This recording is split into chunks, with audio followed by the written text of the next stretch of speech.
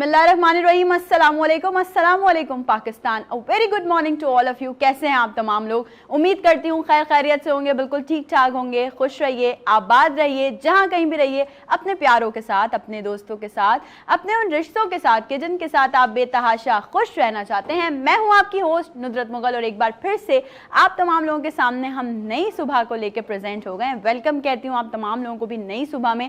आपका अपना शो है, खूबसूरत सा शो है। नई सुबह का एक नया आगाज़ होता है, एक नई सोच है, एक नया आगाज़ है। वीनस एंटरटेनमेंट के प्लेटफॉर्म पे डेली मेरी और आपकी मुलाकात होती है, मंडे टिल फ्राइडे।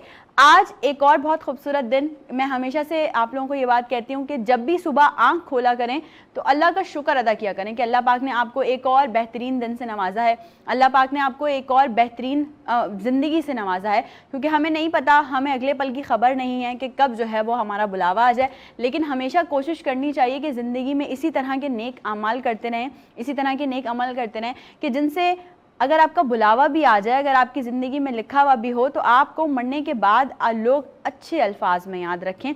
वैसे तो हमारी ये कहते हैं ना, रिवायत बन गई है कि जब तक कोई ज़िंदा रहता है ना तब तक हम उसकी कोई कदर नहीं करते।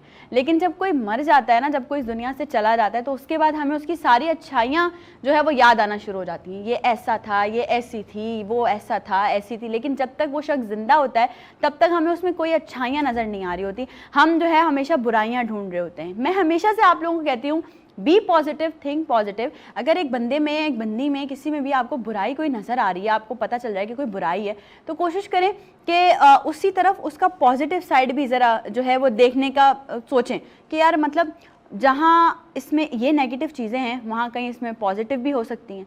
और पॉजिटिव चीज़ें ढूंढना तो आपका अपना फ़र्ज़ है ना, आपकी आँखों का फ़र्ज़ है, आपके ज़हनियत का फ़र्ज़ है। आपको ख़ुद जस्टिफाई करना है चीज़ों को। लाइक आप किसी को नहीं कह सकते कि यार फ़लाँ बंदे में नेगेटिविटी है, फ़लाँ बंदे में पॉजिटिविटी है।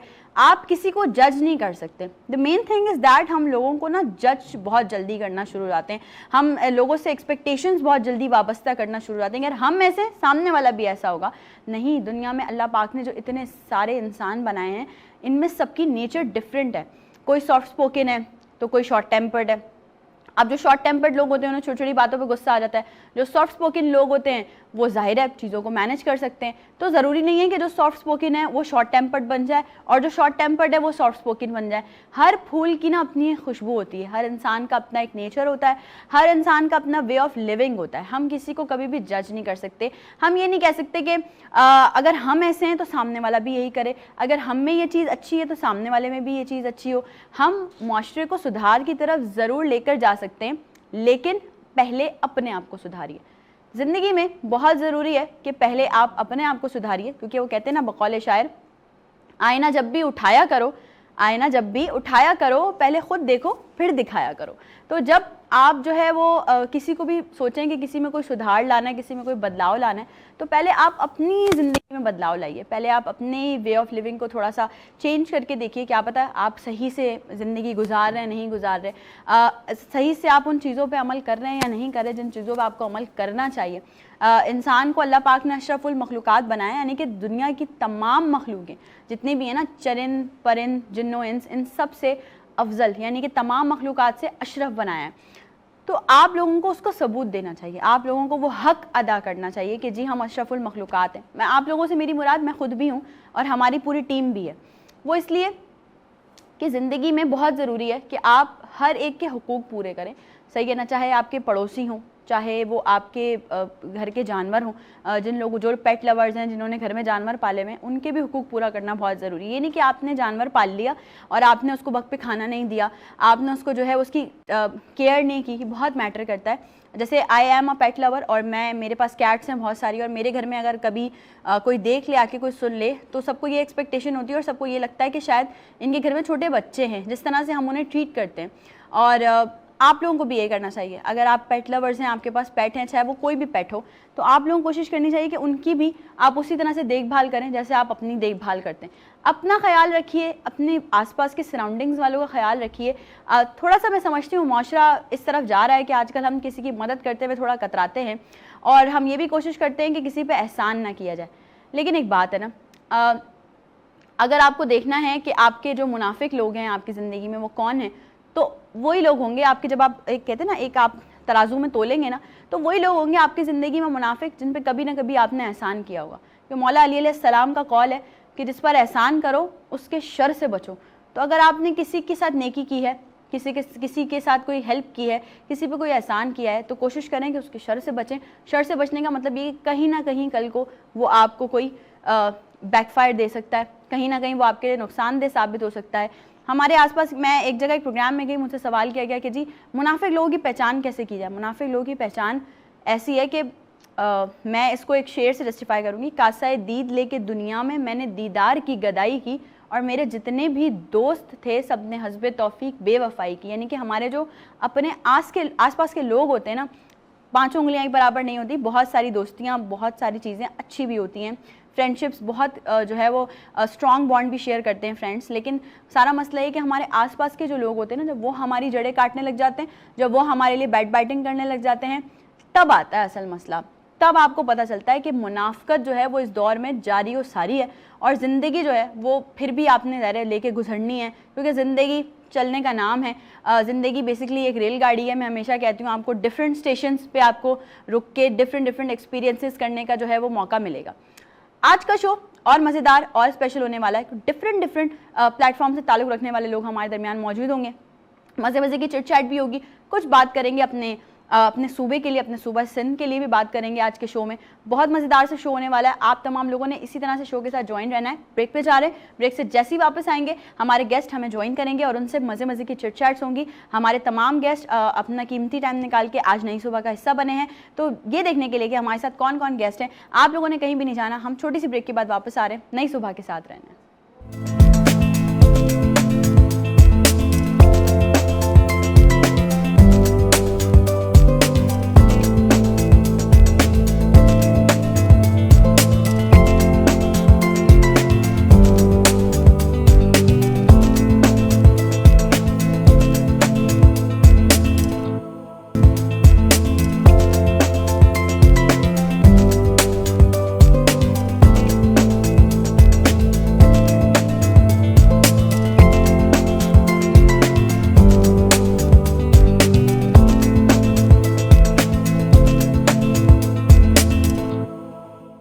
Once again welcome back. एक बार फिर से आप तमाम लोगों को खुशामदीद कहती हूँ नई सुबह में। और जैसे कि मेरी और आपकी जो कॉन्वर्जेशन थी इंट्रो में, मैंने आप लोगों को बताया कि आज का शो भी बहुत ज़्यादा स्पेशल होने वाला है, क्योंकि डिफरेंट शोबाजात से ताल्लुक़ रखने वाले लोग हमारे दरमियान मौजूद हैं और उनसे जो है वो डिफरेंट टॉपिक्स पर बात की जाएगी। और हमेशा मैं यही बात करती हूँ कि जब से हमारा शो स्टार्ट हुआ है, हमारी यही कोशिश होती है कि आप तमाम लोगों तक बेहतर से बेहतरीन इंफॉर्मेशन पहुँचाई जा सके और आप लोगों के फ़ायदे की बात की जा सके।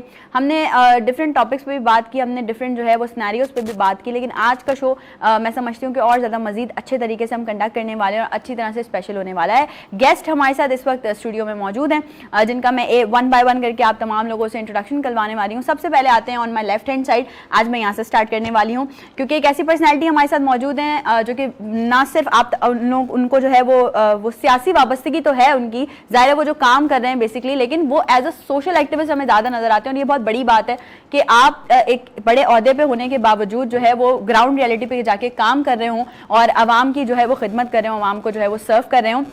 मेरी बेताशा बार उनसे मुलाकात रही है डिफरेंट इवेंट्स में, और हर जगह वो मुझे मज़ीद ज़्यादा इंस्पिरेशन मुझे उनसे मिली है और वो हर जगह जो है वो मुझे मज़ीद ज़्यादा जो है वो मोटिवेट और एक्टिव नजर आए हैं। इस वक्त हमारे साथ नई सुबह के स्टूडियोज में मौजूद हैं शारिक जमाल साहब जो कि एमपी हैं। अस्सलाम वालेकुम। सब आपको वेलकम कहती हूँ नई सुबह में। बहुत शुक्रिया आपने हमें टाइम दिया। सर, गुजरते लम्हात के साथ हम आपसे बहुत सारी बातें करेंगे, लेकिन साथ साथ और भी गेस्ट हैं जिनसे आपका इंट्रोडक्शन करवाना बहुत ज़रूरी है। मैंने कहा कि डिफरेंट क्राइटेरिया से ताल्लुक़ रखने वाले लोग आज हमारे साथ मौजूद हैं। शारिक जमाल साहब के साथ जो मौजूद हैं वो बहुत स्वीट पर्सनैलिटी हैं। मेरी उनसे अभी कुछ चंद मुलाकातें हुई हैं, लेकिन चंद मुलाकातों में ऐसा लगता है कि वो बहुत एक अपनायत, एक फैमिली फील होने लगती है, तो आपको वो एक अलग ही फीलिंग आती है। बहुत फ्रेंडली हैं, बहुत अच्छे से, और ना सिर्फ मैं समझती हूँ कि फ्रेंडली हमारे साथ हैं, बल्कि बहुत सारी वुमेन्स को वो सपोर्ट भी कर रही हैं। बहुत सारी वुमेन्स के लिए वो एक ऐसा जरिया बन रही हैं जो कि उनको प्लेटफॉर्म प्रोवाइड कर रहा है और उनके टैलेंट को दुनिया के सामने शोकास भी कर रहा है। हमारे साथ इस वक्त मौजूद है महरीन मोटन जो कि शेफ हैं और सोशल एक्टिविस्ट भी हैं। अस्सलाम वालेकुम। वालेकुम अस्सलाम। वेलकम टू नई सुबह। कैसी हैं आप? अल्हम्दुलिल्लाह। अभी आपसे भी बहुत सारी बातें करनी है, लेकिन मेरे राइट हैंड साइड पे भी कुछ गेस्ट मौजूद हैं। अच्छा, आज थोड़ा सा मेरे मैं समझती हूँ कुछ पर्सनल क्वेश्चंस भी हैं जो कि यहाँ से मैं करने वाली हूँ, क्योंकि ये जो शोभा है, जो हमारे साथ जो बेसिकली हमारी गेस्ट मौजूद हैं, मुझे बहुत अच्छा लगता है इस पर बात करना। एंड आई वुड लव मेरे, क्योंकि आप तमाम लोग जानते हैं कि हम लोग पोस्टर्स अपलोड कर देते हैं पहले से, तो कुछ अवाम के सवालात भी हैं हमारे पास जो कि आज शो का हम हिस्सा बनाने वाले हैं। अगर आप लोग भी शो में शामिल होना चाहते हैं तो लाइव कॉल्स के जरिए शामिल हो सकते हैं। अगर आपके भी कुछ क्वेश्चंस हैं तो आप शो में लाइव कॉल करके वो क्वेश्चंस जो है वो हमसे कर सकते हैं। मेरे साथ on my right hand side मौजूद हैं हिजामा therapist and herbalist miss Muniza. अस्सलाम वालेकुम। वालेकुम अस्सलाम। वेलकम टू नई सुबह। Thank you so much. उनके साथ साथ एक और कि जब हम बात करते हैं ना लेडीज की, आप ऐसे एसेंशियल्स खरीद रहे होते हैं, कपड़े खरीद रहे होते हैं, स्लीपर्स खरीद रहे होते हैं, तो साथ ही साथ एक बहुत बड़ी चीज़ है जो मैटर करती है। भले आप उसकी तरफ थोड़ा सा आगे जाके आते हैं, लेकिन आते ज़रूर है, उसके बगैर आपका पूरा अटायर जो है वो इनकम्प्लीट होता है, वो होती है ज्वेलरी।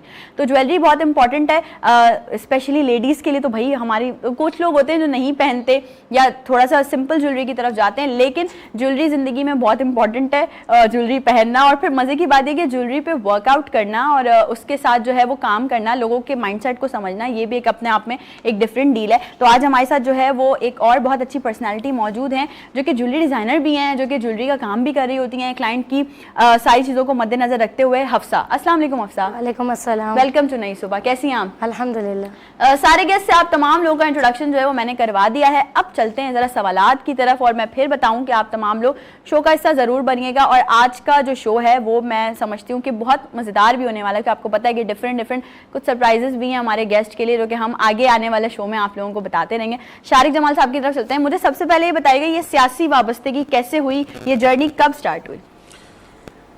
सबसे पहले बिस्मिल्लाहिर्रहमानिर्रहीम। देखिए, मेरी सियासी सफ़र जो है, ऐसे तो पाकिस्तान के जो हालात थे, सियासत थी, तो कभी सोचा नहीं था कि सियासत में कभी हिस्सा लेंगे। मैं एक नॉर्मल स्टूडेंट लाइफ से निकल के मैंने बड़ी अर्ली एज में कारोबार शुरू किया 2007 में, जब मैं 18 साल का हुआ। और अल्हम्दुलिल्लाह हर चीज़ अच्छी चल रही थी, और अभी तो माशाल्लाह और ज़्यादा अच्छी हो गई। मैं ये नहीं बोलूँगा कि अब वो है, मगर बस वो एक वक्त आता है ना कि आप जब मुल्क के हालात देखते हैं, और जो आज भी हमारे हालात हैं कि हमारी आने वाली जनरेशन या हमारी जो लोग हैं, अवाम है, वो हम लोग सिर्फ टीवी टॉक शो देखते हैं, मुल्क के हालात देखते हैं, सियासतदानों को देखते हैं, उनको बुरा भला कह के सो जाते हैं। हम खुद जो एज अवाम या इस मुल्क के शहरी होने के नाते हमने कभी भी खुद सही करने की कोशिश नहीं करी। भाई ये एक चीज़ जहन में थी। बस 2016 में बस ऐसा वक्त आया, हमारे मेयर कराची मुस्तफ़ा कमाल भाई की वापसी हुई उनकी। मैं उस टाइम अपने ऑफिस में बैठा हुआ था, अपनी बिज़नेस की जगह पे, तो अपने रूम में बैठ के मैं वो प्रेस कॉन्फ्रेंस सुन रहा था। वो बस पता नहीं क्या वो अट्रैक्शन, क्योंकि मुस्तफ़ा भाई से शुरू से एक ऐसी थी, जब वो मेयर का दौर था उस टाइम कराची ने तरक्की करी। कराची ने दुनिया में तेज़ी से दोष सेकंड नंबर पे वो शहरों में 10 बेहतरीन शहरों में शामिल हुआ। सेकंड बेस्ट मेयर का उनको अवार्ड मिला। तो बस उनकी प्रेस कॉन्फ्रेंस ने ऐसा अट्रैक्ट किया कि वेरी नेक्स्ट डे मैं ढूंढता हुआ उधर चला गया उनके पास, और बस वो चला गया। अच्छा, मुझे भी नहीं पता था आगे क्या होगा, वो सियासी पार्टी बनाएंगे, क्या करेंगे, पर मैं मिलने गया। बस वो दिन था, आज का दिन था। वो सियासत में मैं आया, और फिर इसके बाद आफ्टर द मर्जर एमकेएम और पीएसपी जो थी हमारा, उनका मर्जर हुआ। तो मर्जर के साथ हम मुस्तफ़ा भाई, अनीस भाई के साथ हम एमकेएम पाकिस्तान में चले गए, और पार्टी ने मुझ पर, मेरी क़यादत ने मुझ पर भरोसा करा, मुझे इस जनरल इलेक्शन में टिकट दिया। इससे पहले भी मैं पीएसपी के प्लेटफॉर्म से एनए का इलेक्शन लड़ा था मैं, मगर वो लाजमी वो उसमें कामयाबी ना हो सकी, अल्लाह की मर्जी शामिल नहीं थी। बेशक। तो अभी इसमें मेरे को जब कामयाबी मिली, तो आज बस मैं आपके सामने हूँ। अल्लाह पाक ने ये इज़्ज़त बख्शी, मेरी पार्टी ने मुझे इज़्ज़त बख्शी। बिल्कुल नहीं है, बिल्कुल जो लोग काम कर रहे होते हैं उनके लिए बेसिकली ये अल्लाह पाक की मदद होती है, अल्लाह पाक का साथ होता है। मेरीन, जैसे मैंने शारिक साहब से पूछा, ऐसे ही मैं आपसे पूछना चाहूँगी, कब से स्टार्ट किया और ये जर्नी कितनी लंबी है जो अभी तक चल रही है? मेरा स्टार्ट तो मुझे 9 साल हो गए इस फील्ड में आते हुए, और 10 साल पहले मैंने शुरू किया था, स्टार्ट किया था। ठीक है। और ये मैंने स्टार्ट लिया था, मेरी शादी हुई थी, मतलब अभी भी है माशाल्लाह से। अल्हम्दुलिल्लाह। शादी जब मेरी हुई, बर्मा में मेरी शादी हुई। ओके। मैं शादी करके बर्मा गई। जब मैं बर्मा गई तो मैंने वहाँ जाकर बहुत नई चीज़ें देखी जो मैंने पाकिस्तान में नहीं देखे थे। वो फूड, और फूड से एक हम लोग मेमन हैं, तो हमारे घर में फूड से बड़े कनेक्टेड हैं कि हमारे मर्द जो है वो खाने के बड़े शौकीन होते हैं।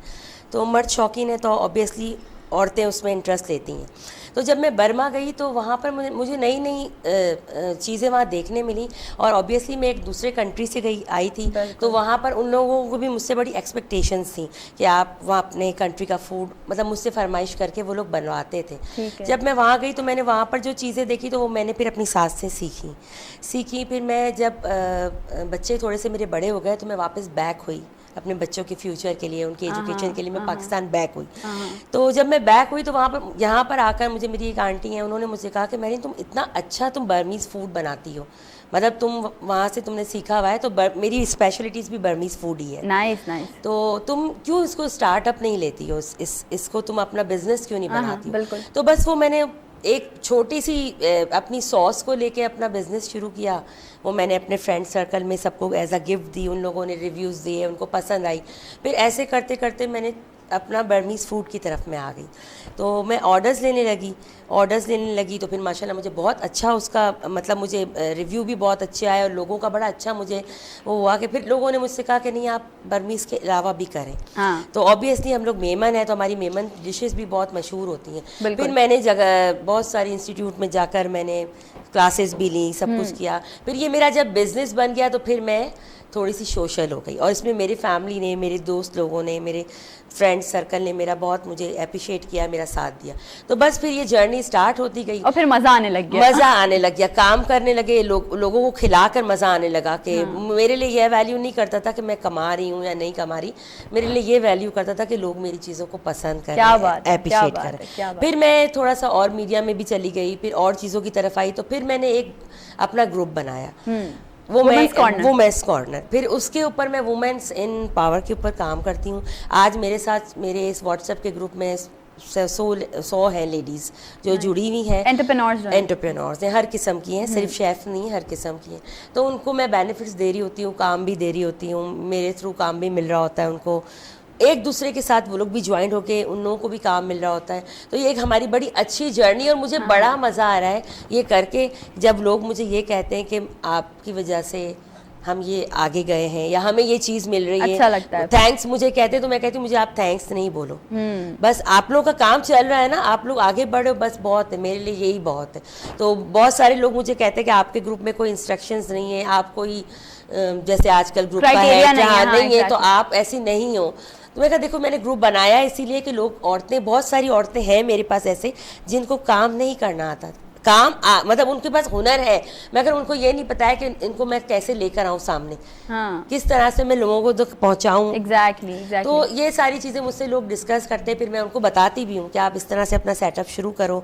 वो लोग करते भी और बहुत लोगों ने किया भी और मुझे बड़ी दुआएं भी दी हैं। क्या बात है, जबरदस्त। तो बस यही मेरा है, मेरा बेसिकली बात हम यही करेंगे कि हम ये टॉपिक हम बार बार रेज इस वजह से भी करते हैं कि भाई वुमेन्स को एम्पावर करना चाहिए, या उन लोगों को अपने शो में इस वजह से भी ज़्यादा इन्वाइट करते हैं जो कि वुमेन एम्पावरमेंट पे, चाहे वो मेल हो या चाहे वो फीमेल्स हो, लेकिन काम वो वुमेन एम्पावरमेंट पे कर रहे हो, क्योंकि ये इस वक्त हमारी सोसाइटी की बहुत अहम ज़रूरत है। और क्योंकि अगर वुमेन्स एम्पावर्ड नहीं होंगी तो वो एक माशरा प्रॉपर तरीके से जो है वो तरक्की नहीं कर पाएगा।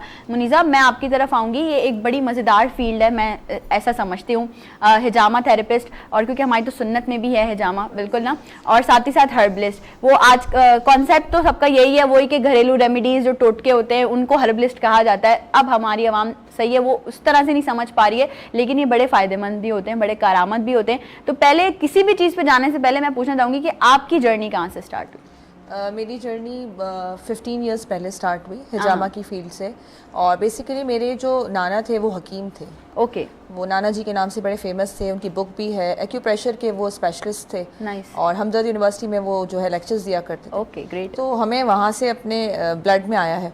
फिर मेरी अम्मी को बड़ा इंटरेस्ट था उनके काम में, तो उन्होंने बड़ा उनसे अडॉप्शंस ली, लेकिन मेरी मदर इतनी ज़्यादा ज़ाहिर एजुकेटेड और पुराने हमारे लोग इतने ज़्यादा वो नहीं थे, तो उन्होंने एक हकीमी तरीके से अपने आप को लेके चले और फिर उनको स्टार्टअप लिया। फिर उनको देख कर हमारे अंदर थोड़ी सी मोटिवेशन आई कि जब अम्मी कर सकती हैं तो फिर हमें क्यों नहीं करना चाहिए। तो उसके ऊपर से से फिर हमने स्टार्ट किया। और मेरी अम्मी ने बेसिकली पहले स्टार्ट किया था हिजामा भी सीखना, लेकिन ज़ाहिर है उनको एजुकेशन के अंदर जाना या उनके लिए डिप्लोमाज लेना और थोड़ा डिफ़िकल्ट था।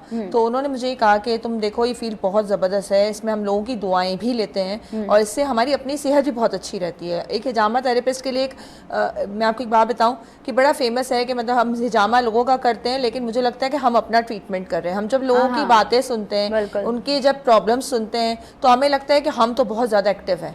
आपके पास जब कोई पेशेंट आके अपनी बात करता है तो आप जब उसको मोटिवेट कर रहे होते हो तो शायद आप खुद भी अंदर से मोटिवेट हो रहे होते हैं ऑटोमेटिकली। तो उससे बहुत आपको अपनी एक एनर्जी अलग से फील होती है। तो उसकी वजह से बहुत ज़्यादा मुझे मोटिवेशन मिली। और फिर मैंने मेरी अम्मी से कहा कि यार पहले तो मैं शुरू में डरती थी कि कैसे आप इस तरह से करेंगे, क्या करेंगे, क्या होगा, और नहीं अम्मी मैं नहीं कर सकती। फिर हमने कहा नहीं तुम कर सकती हो, तुम करो।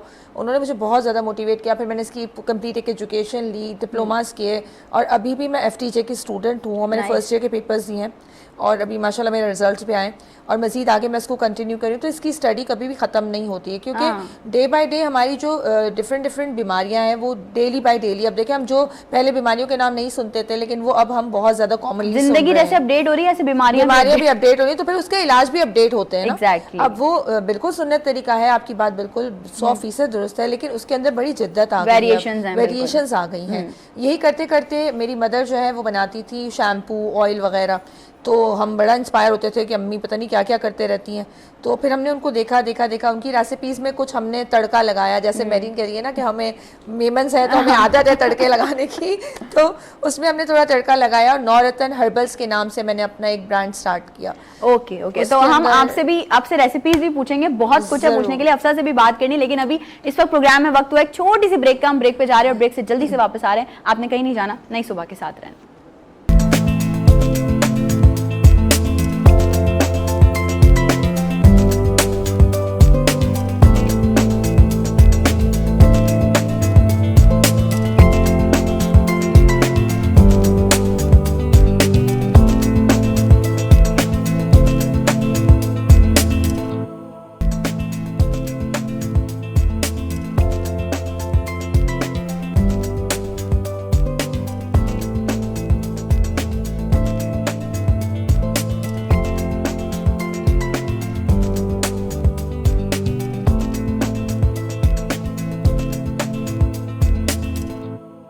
एक बार फिर से आप तमाम लोगों को खुशामदीद कहती हूँ नई सुबह में। और आज के हमारे जो हैं गेस्ट वो बहुत स्पेशल हैं। हमारे हर गेस्ट जो है वो स्पेशल होते हैं और उनसे मज़ेदार से कुछ सवालात भी किए जा रहे होते हैं। तो आज का शो भी यकीनन जो लोग देख रहे हैं वो लोग ज़रूर इन्जॉय कर रहे होंगे। और आप तमाम लोगों की मतलब एप्रिसिएशन या सपोर्ट के बगैर तो कोई भी शो करना जो है वो बिल्कुल नामुमकिन सी बात है। हम शो से पहले बात कर रहे थे मुनीज़ा से, अब हम ज़रा हफ्सा की तरफ चलते हैं। तो ज्वेलरी वाली जो बात है वो ज़रा पूछते हैं कि हफ्सा आप कब से हैं इस ज्वेलरी फील्ड में और कितना मज़ा आ रहा है काम करने में?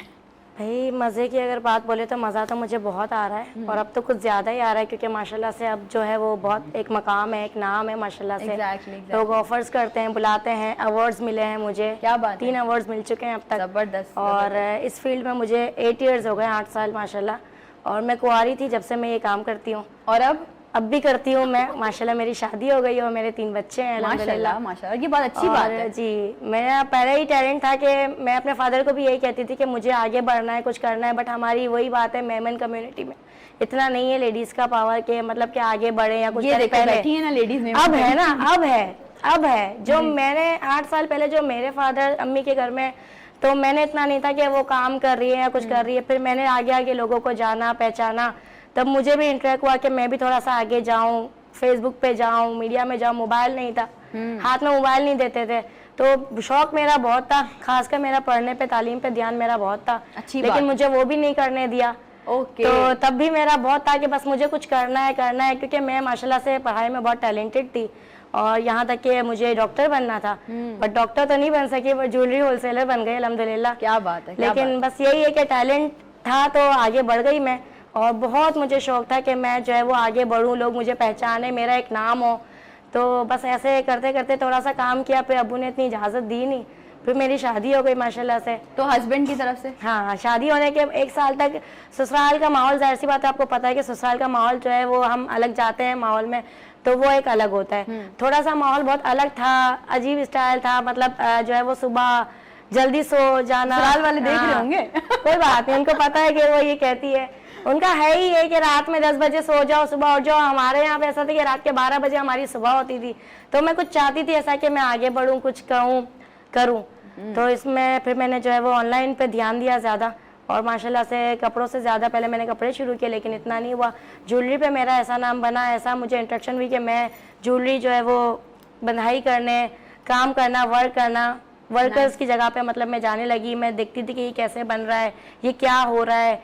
फिर आजकल की जनरेशन औरतें माशाल्लाह जो है वो इतनी है कि वो इतनी परेशान है। फिर जाहिर सी बात है बेटियों की वजह से लोग इतने परेशान हैं।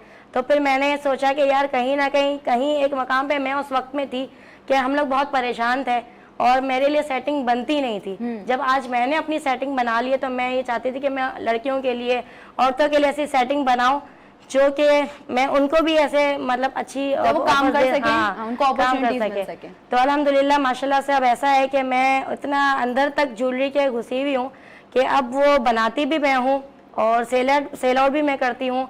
और इस तरीके से फिर मैंने आगे बढ़ती गई औरतें मेरे पास मतलब टीम मेरी बनती गई, और हफ्सा रानी के नाम से मेरा एक नाम बन गया। क्या बात है, माशाल्लाह से। फिर मेरी एक आईडी बनी हफ्सा रानी के नाम से, मेरा पेज बना, इंस्टा लिंक, मतलब हर चीज़ हफ्सा रानी से मेरा बनता गया।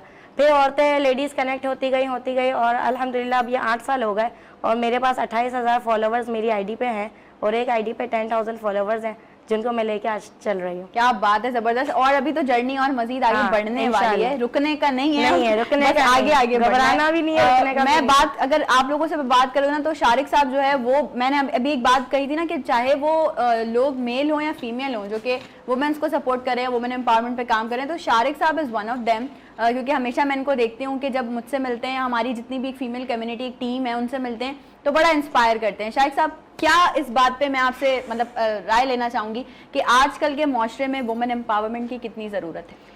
देखें, आजकल के माशरे में जो हालात हैं, और मैं कहता हूँ जो महंगाई है, मैं कहता हूँ मैं जो आप शादीशुदा अगर आने की बात करें तो मेरे ख्याल से आपके जो हस्बैंड हैं वो आपके घर की तमाम चीज़ों को पूरा करना बहुत मुश्किल हो गया है कि जो हालात बन गए हैं, आपके बिजली के बिल, गैस की, फिर दूसरी बीमारियां दीगर जो अभी जिक्र चल रहा था। तो देखिए, वैसे भी औरत का काम करना अगर एक दायरे कार में जो इस्लाम आपको शरीयत इजाज़त देता है तो इसमें कोई बुरी चीज़ नहीं है, ऐसा ही और लाजमी करना चाहिए। देखिए, दुनिया के हर ममालिक में ये हो रहा है और कर रहे हैं, और तरक्की याफ्ता ममालिक हर जगह यही है, तो बिल्कुल वो सबसे बहुत ज़्यादा ज़रूरी है। और अब तो अल्हम्दुलिल्लाह ख़ास तौर पे हम अगर कराची की बात करें तो कराची में अब बहुत ज़्यादा शऊर आ गया है, बिल्कुल लोग काम कर रहे हैं। ये मिसाल बैठी हुई आज यहाँ पे आपके स्टूडियो में 3, तो अल्हम्दुलिल्लाह ये बिल्कुल मैं इसके उसमें हूँ कि ठीक है, अगर आप अपने घर के लिए, अपने घर की कफालत के लिए, हलाल रोज़ी के लिए निकल रहे हैं तो इसमें कोई बुरा नहीं है, ना इसमें कोई बात है। ऐसा ही है। अच्छा, अगर शारिक जमाल साहब आपसे बात की जाए कि आप अपने प्लेटफॉर्म से या अपने आप से वो कौन से इंपॉर्टेंट कुछ पॉइंट्स हैं जो कि पब्लिक के लिए रेस किए जा रहे हैं, जो मसाइल इस वक्त आवाम को दरपेश हैं, तो आपको क्या लगता है कि इस वक्त कौन से मसाइल हैं और उन पर किस तरह काम करने की जरूरत देखिए, मसाइल का तो अंबार है, ठीक है। मुझे खुद भी सियासत में आने की ज़रूरत इसलिए पड़ी कि अगर सब अच्छा होता तो लाजमी क्यों आते। हम कहते कि यार सब अच्छा चल रहा है तो हमारी पार्टिसिपेशन की ज़रूरत नहीं है। देखिए, लोग परेशान हैं। सबसे बड़ा मसला पाकिस्तान का जो है बिजली का, पूरे कराची से लेके पूरे पाकिस्तान में ये मसला, आप सिंध में देख लें, आप ये नहीं कह सकते कि सिर्फ कराची में, पूरे पाकिस्तान में ये मसला है बिजली का। और इंशाल्लाह बहुत जल्द अच्छी खबर मिलेगी। जो IPPs का मामला है उसमें बिजली की कीमतों में कमी होने जा रही है। अल्लाह पाक इंशाल्लाह इसमें बेहतरी करे और लोगों को ये खुशखबरी मिल जाए। सेकंड ये है कि आपकी इधर हर चीज़ ना, सुई गैस का मसला है, गैस की लोड शेडिंग, पहले हम सुनते थे बिजली की लोड शेडिंग, अब गैस की लोड शेडिंग पे भी हम आ गए हैं। आप एक तरफ खबर सुनते हैं कि आपका पड़ोसी मुल्क भारत चांद पे पहुंच गया, दूसरी स्क्रीन पे सुनते हैं कि आपके शहर कराची जो पाकिस्तान का माशी हब है उधर एक बच्चा गटर में गिर के मर गया। तो ये तो बहुत बहुत मतलब अगर हम इस चीज़ को देखें ना, ये बहुत 77 साल आपके मुल्क को कैमरे में, तो आपके मुल्क का आप देख लें रिजर्व कितना है, आपके पड़ोसी मुल्क का कितना है। मैं ये नहीं बोल रहा हूँ मैं उसकी तारीफ में, मगर ये कह रहे कुछ तो करा है ना उन्होंने अपने एज अ कौम। तो हमें एज अ कौम बनने की ज़रूरत है। हम आज तक जो है हम सिर्फ और सिर्फ हम कभी कौम नहीं बने। अगर मैं कहूँ, देखिए इनकलाब कहते हैं लोग कि इनकलाब आएगा, देखिए इनकलाब कभी भी किसी झंडे के पीछे और नहीं आता, सिर्फ मुल्क के झंडे के पीछे आता है। या अवाम लाती है। अवाम मुत्तहिद होकर लाते हैं। शख्सियत परस्त इनकलाब नहीं लाते। मैं कहता हूँ जो सही है उसको आप सही बोलो, एग्जैक्टली ठीक है, चाहे वो कोई कहीं से भी उसका ताल्लुक हो, किसी जमात से हो, किसी फिरके से हो, जो बात कर रहा है आप ये नहीं देखो कि कौन कर रहा है, आप ये देखो कि क्या कर रहा है। तो ये सबसे बड़ा हमारे मुल्क पे अलमिया है। मगर इंशाअल्लाह अल्लाह पाक, मुझे अल्लाह मायूसी कुफर है बिल्कुल, और मुझे तो अल्लाह पाक से बहुत उम्मीदें हैं कि इंशाअल्लाह, और ना मैं अगर मैं अपनी बात करूं, मैं तो हिम्मत हारने वाला नहीं हूं। मैं एंड तक, अल्लाह ताला मुझे जब तक ये इसी सीट पे रखे या मौका दे तो मैं लड़ूंगा। और मुझे पता है, मुझे सिर्फ इस चीज़ पे ईमान है कि मेरे रब ने कहा है कि तुम कोशिश करो, मेरी मदद आएगी। बेशक बेशक। तो मैं कोशिश में भी कमी नहीं लाऊंगा कि सामने कौन बैठा है, सिंध हुकूमत किसकी है, वफाक किसका है, मुझसे इससे मतलब नहीं। दुनिया चलाने वाला, कायनात चलाने वाला वो रब है। बेशक बेशक। तो इसमें कोई बस इंशाल्लाह कोशिश हम कर रहे हैं। और बाकी अगर आप हमारे प्लेटफॉर्म से बोलें तो कल ही हमने अल्हम्दुलिल्लाह एमक्यूएम पाकिस्तान ने ई कॉमर्स की वेबसाइट लॉन्च करी है, जो आपको हमारे कनेक्ट के एमक्यूएम कनेक्ट की वेबसाइट पे भी मिलेगी। बाकी कनेक्ट का हमारा नंबर है, वो सबको ही अल्हम्दुलिल्लाह पता है।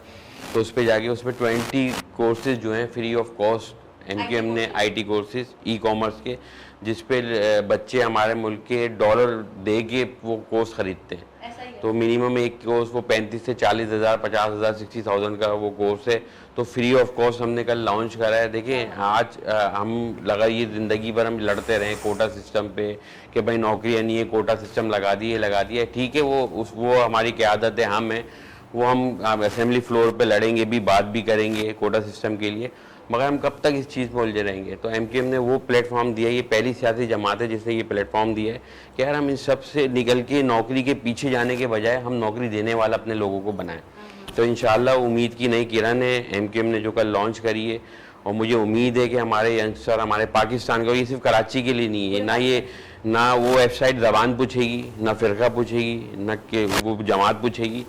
सिर्फ आपने अपना फॉर्म रजिस्टर कराना है ऑनलाइन अपने आप को, और इंशाल्लाह उसकी डिग्री भी है, क्या बात है, सर्टिफाइड डिग्री है यूनिवर्सिटी की, जो ऑनलाइन है, फ्री ऑफ कॉस्ट बिल्कुल है। और मुझे उम्मीद है कि हमारे कराची की यूथ, सिंध की यूथ, पाकिस्तान की यूथ इसमें भरपूर अंदाज में सीरियस होकर हिस्सा लेगी और ये कोर्स करेगी और अपने आप को आगे लेके जाएगी। बिल्कुल। और ये एक अच्छी खबर है, एक मुस्बत खबर है। हम डेली बेसिस पे बहुत सारी नेगेटिव चीजें सुन रहे होते हैं, लेकिन ऐसा नहीं है भाई कि काम नहीं हो रहा। पाकिस्तान की यूथ के लिए, पाकिस्तान के नौजवानों के लिए काम हो रहा है। पाकिस्तान की जो वुमेन एम्पावरमेंट है, फीमेल्स हैं, उनके लिए भी काम हो रहा है। मतलब जो शारिक जमाल साहब ने बात की, मैं वही बात आगे कंटिन्यू करूंगी कि करना खुद है, निकलना खुद है, अपने आप में हिम्मत खुद करनी है, अपना स्पिरिट जो है वो खुद, आपने मोराल अपना जो है वो हाई रखना है, तभी आप किसी काम में आगे बढ़ सकते हैं। मैरीन की तरफ जरा चलते हैं। मैरीन, मुझे बताइए कि आपने कहा कि आप बाहर एक जगह पे खुसूसन एक आपकी एक स्पेशलिटी है, तो पाकिस्तानी क्यूजीन में और वहाँ की क्यूजीन में क्या डिफरेंस है? बहुत डिफरेंट है। बहुत सारे ऐसे वेजिटेबल्स हैं जो मैंने यहाँ नहीं देखे, मैंने वहाँ पर जाके उसको यूज़ भी करा है, बनाया भी है। और मेरे घर में ज़्यादातर वहीं के खाने ज़्यादा पसंद किए जाते हैं। क्योंकि और मुझे कभी कभी बहुत मुश्किल होती है कि वो चीज़ें यहाँ नहीं मिलती हैं। तो फिर वो कैसे, मतलब वो वहाँ से भेज देते हैं वो लोग। क्या बात है वाह भाई वाह। और कुछ चीज़ें ऐसी हैं कि जो हम उसका रिप्लेसमेंट भी ढूंढ लेते हैं ना, यहाँ ये अच्छी बात, रिप्लेसमेंट ढूंढ लेते हैं। तो काफ़ी डिफरेंस भी है, चीज़ों में भी डिफरेंस है, माहौल में भी डिफरेंस है। मगर आप, मेरे अंदर एक ये चीज़ थी कि मुझे ये, मतलब मुझे देखना है क्या है, कुछ नया, नया ये क्या चीज़ है, ये लोग किस तरह से करते हैं काम।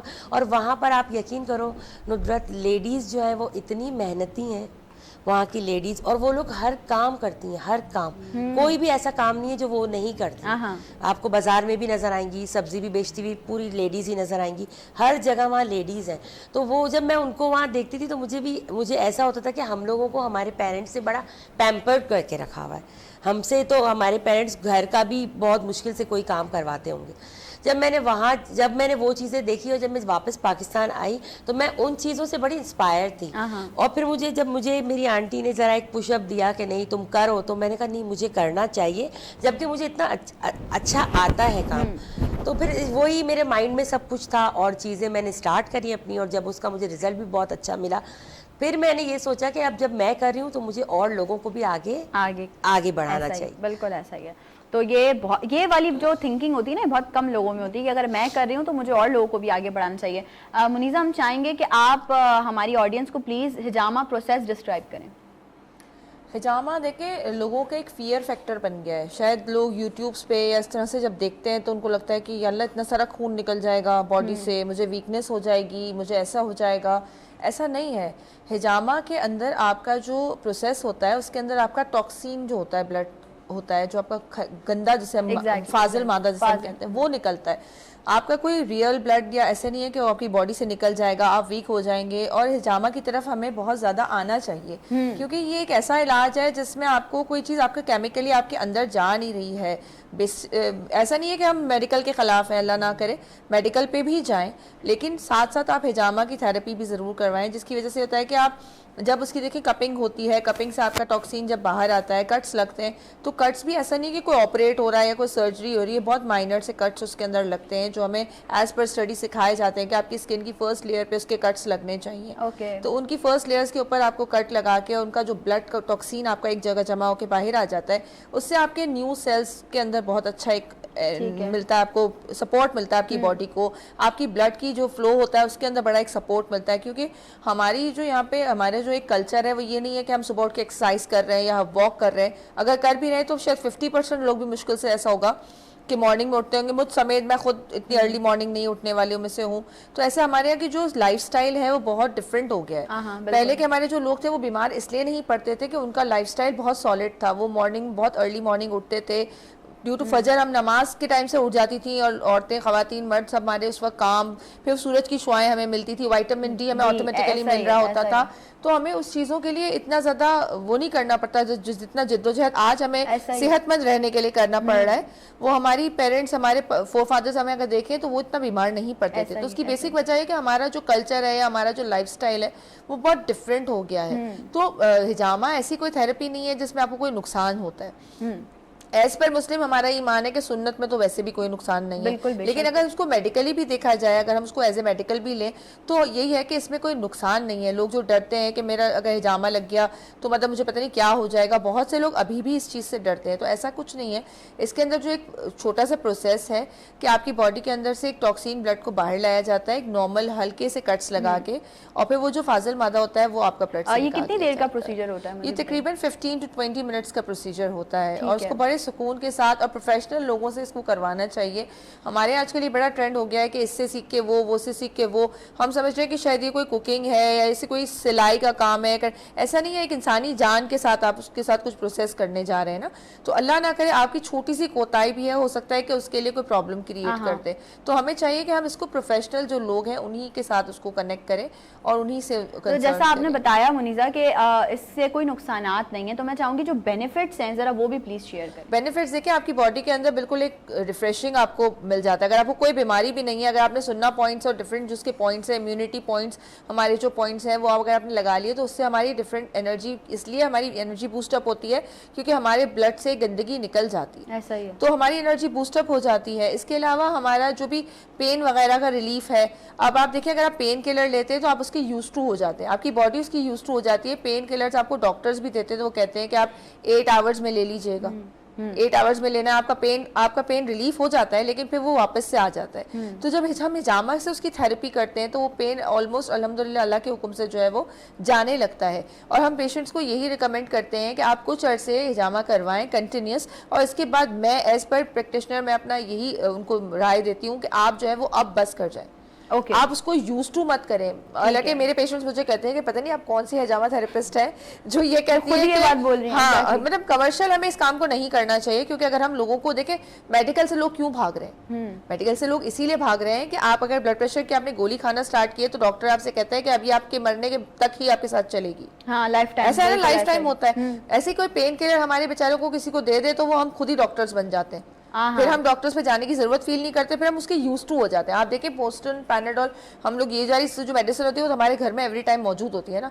कुछ हुआ नहीं हुआ हम बच्चों को भी बोलते हैं फौरन ये पिला दो, फौरन ये खिला दो। तो मतलब हमने मेडिसिन को इतना ज्यादा अपने अंदर, आप देखें जो इंडियंस हैं, जो बाहर की कंट्रीज हैं, वो लोग इतना मेडिसिन पे नहीं जाते, बिल्कुल, क्योंकि इसकी एक एज होती है। मेडिसिन को भी आपकी बॉडी के अंदर पड़ने की एक लिमिट होती है, वो लिमिट आप क्रॉस कर जाते हैं। जब आपको एक एज पे आके जरूरत पड़ती है ना तो वो मेडिसिन आप पे काम नहीं करती। तो बेहतर है कि आप हिजामा को अपना यूज टू मत बनाएं, उसी थेरेपी को आप मतलब इसी ट्रेंड पे ना ले जाएं। तो मेरी ये कोशिश होती है कि मैं अपने पेशेंट्स को ये रिकमेंड करूं कि आप इतने अरसे तक आपको ज़रूरत है, इतनी सिटिंग्स आप लाजिम लें और फिर उसके बाद आप एक गैप दे दें। उसके अंदर फिर आपको ये नहीं कि आप यूज टू हो उसके, तो एडिक्ट मत बनाएं अपने आप को हिजामा। किसी भी चीज का जो है वो एडिक्ट होना वैसे भी जो है वो आप लोगों के लिए नुकसानदेह साबित हो सकता है, लेकिन जब एक हिजामा थेरेपिस्ट खुद आपसे ये बात कह रही है कि भाई आप उसके एडिक्ट ना बने, तो फिर जाहिर है इस बात में कोई ना कोई सदाकत है, सच्चाई है।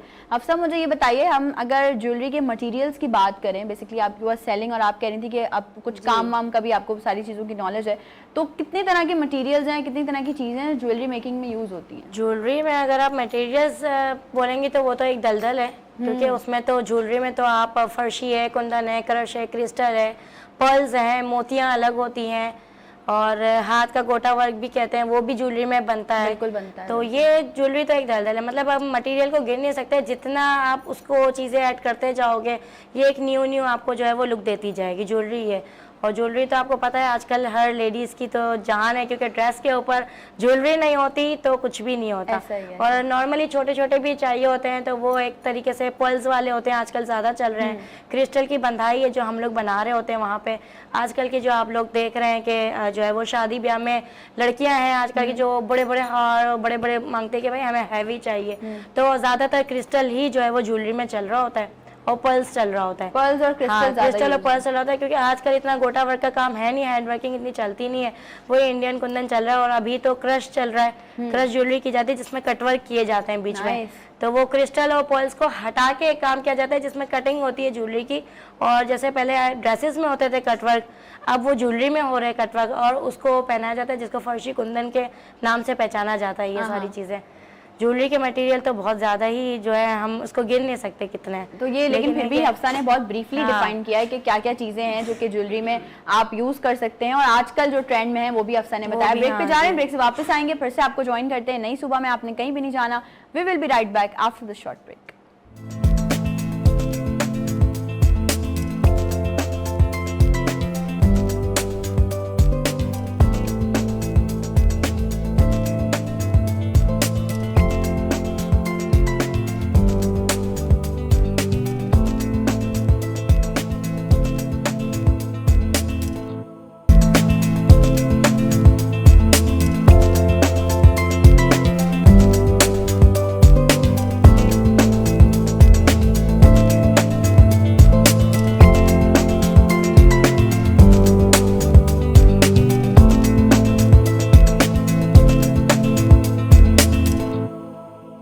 Once again welcome back. एक बार फिर से आप तमाम लोगों को खुशामदीद कहती हूँ नई सुबह में, और बहुत मज़े की बातें चल रही हैं।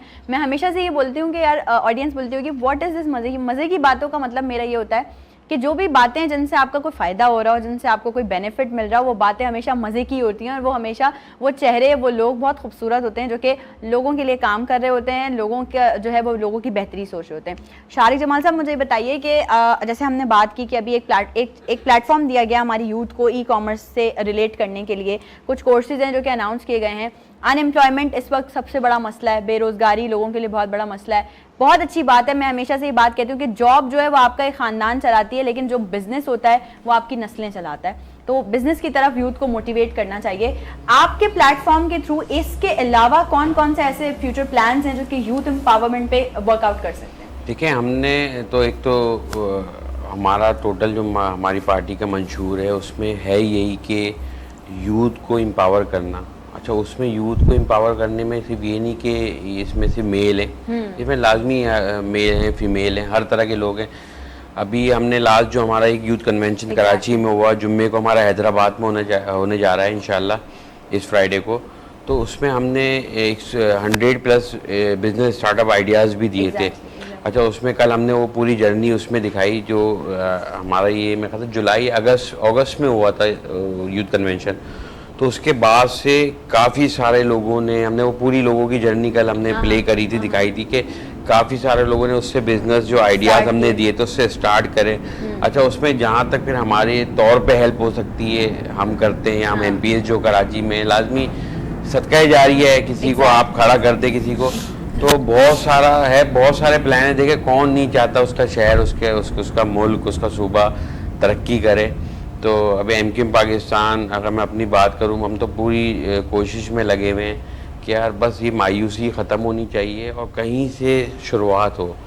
कब तक हम लोग बोलेंगे कि यार सही नहीं हो सकता, यार क्यों नहीं हो सकता? वही बात है सही? ना कि दूसरों पे ब्लेम गेम करने से हाँ, बेहतर है हम खुद काम हाँ, कर लें। खुद शुरू करें। बस लोगों से मैं अपने लोगों के पास जाता हूँ, लोगों को मैं बोलता हूँ, मैंने कहा यार हम सबको इंडिविजुअल सही होना पड़ेगा। किसी अगर आप ये दुआ कर रहे हो कि हमारे पास कोई MP MNA फरिश्ता आ जाए, हमारा वज़ीर आज़म वज़ीर आला फरिश्ता बन जाए तो सब सही हो जाएगा, ऐसा नहीं है।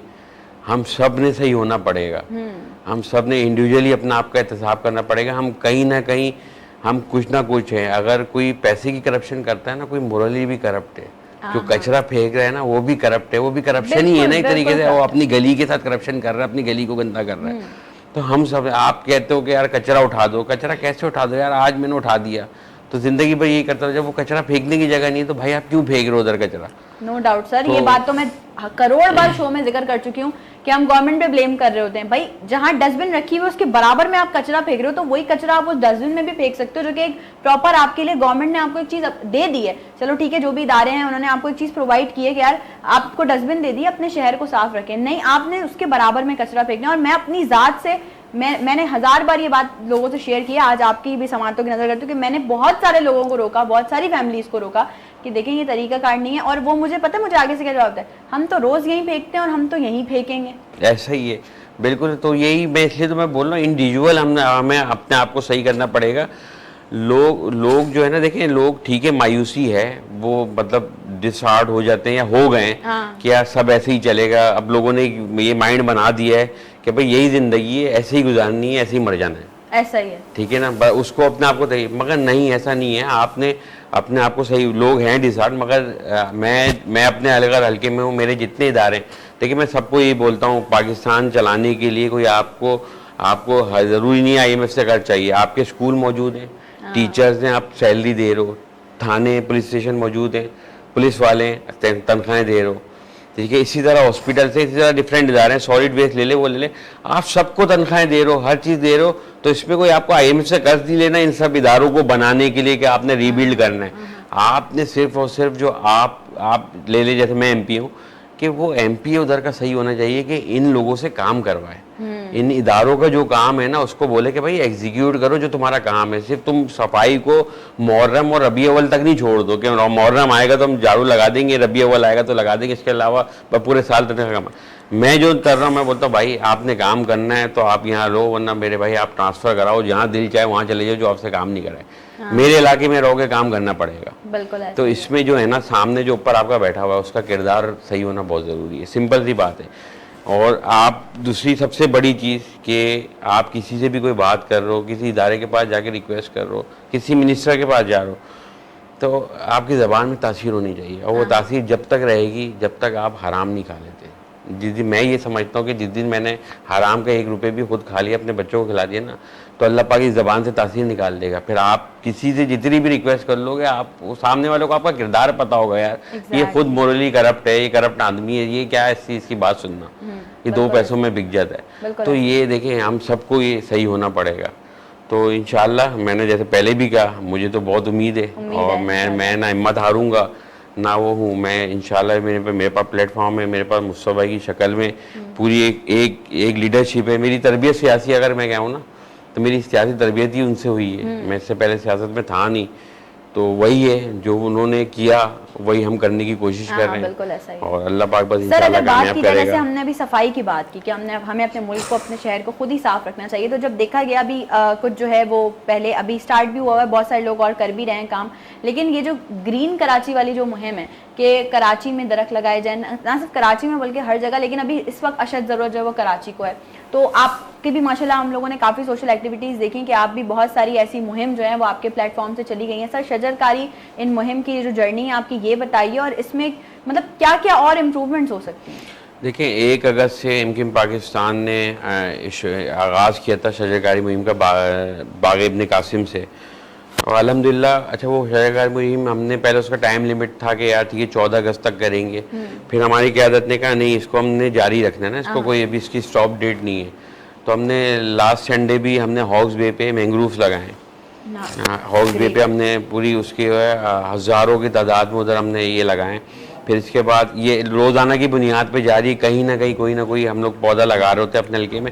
जब ये स्टार्ट किया था ना तो मैंने तो खैर ये दरख्त तो वो चीज़ है, पौधे लगाना, खैर दरख्त तो नहीं पौधे कहेंगे, ये सदका जारिया भी है, हमारा कौमी फरीज़ा भी है। इंसान अपनी ज़िंदगी में 8 दरख्तों की ऑक्सीजन कंज्यूम करता है पूरी ज़िंदगी में। तो हमने ये टास्क हर किसी हर कारकुन को दिया था कि भाई सबने 10-10 दरख्त तो लगाने, खुद से लगाने। तो अल्हम्दुलिल्लाह मैंने जब 1 अगस्त से अपनी शुरुआत करी तो मैंने बेक वक्त 5000 पौधे ख़रीदे थे, 5000 पौधे अपने हल्के की ख़रीदे थे और 14 अगस्त तक ना मैंने 5000 पौधे लगा दिए थे।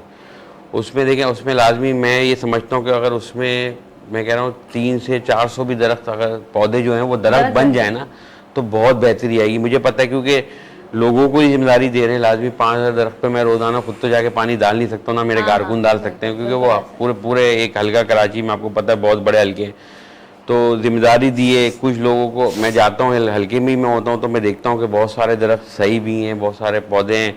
अच्छा, उसमें मैंने एक थोड़ा सा यूनिक किया था अपने हल्के के लिए कि जो आपकी सेंट्रल आइलैंड होती है ना, जो रोड आके बीच में जो हम फुटपाथ जिसको सीधे कह लें, फुटपाथ जो होता है उस पर मैंने कहा यार अगर हम पौधा लगाते हैं, कोई 1 फुट का 2 फुट का नीम का दरख्त लगाते हैं या वो लगाते हैं कोई सा भी पौधा, तो वो गाड़ियों के आने जाने से और वो जो धुआं ये वो उससे बहुत जल्दी वो दरख्त वो हो जाता है। तो मैंने गुलमोहर के 14 फुट के दरख्त ख़रीदे। तो मैंने अपना जो मेरी इलाका जो है वो काला बोट साहब इंटर होते हैं सौदाबाद तक, तो मैंने वो डायरेक्ट गुलमोहर लगाए 14-14 फुट के।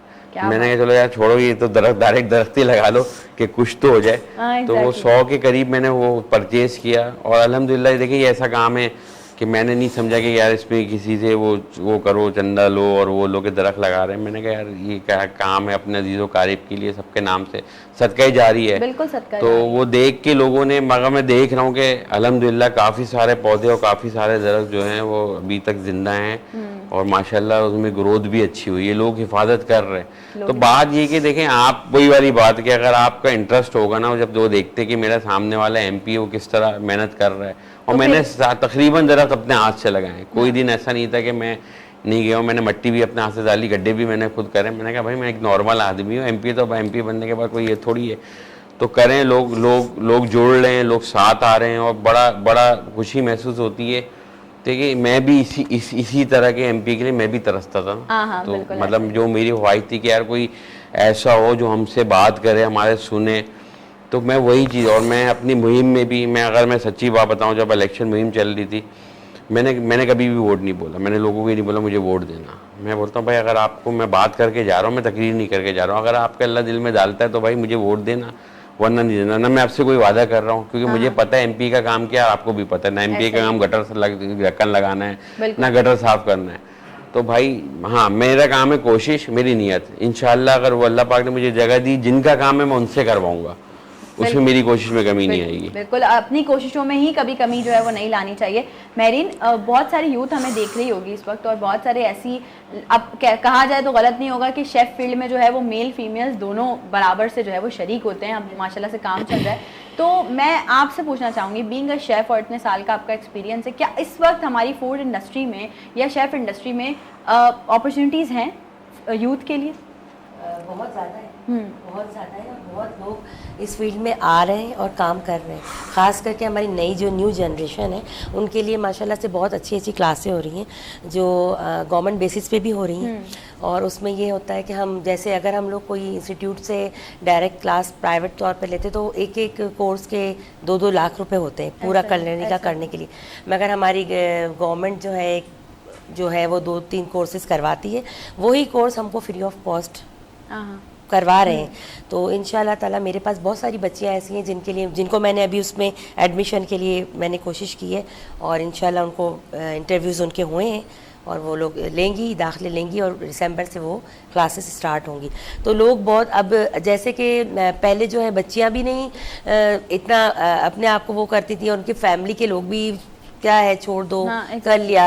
मगर अब जिस तरह से शेफ की जो मेल और फीमेल फील्ड सामने आजकल जो आ रही है उसको तो देखकर बहुत सारे लोग खुद अपने बच्चों को कहते हैं कि आप लोग ये मतलब आप लोग सीखो और ये एक बहुत अच्छा काम है और आगे इसकी बड़े अच्छे बेनिफिट्स भी हैं। क्लासेस भी आप दे सकते हो, आप कहीं पर भी जाकर आप अपना एक अरेंजमेंट करके सिखा सकते हो या किसी के साथ मर्ज होके भी सिखा सकते हो, तो बहुत अच्छा काम है ये।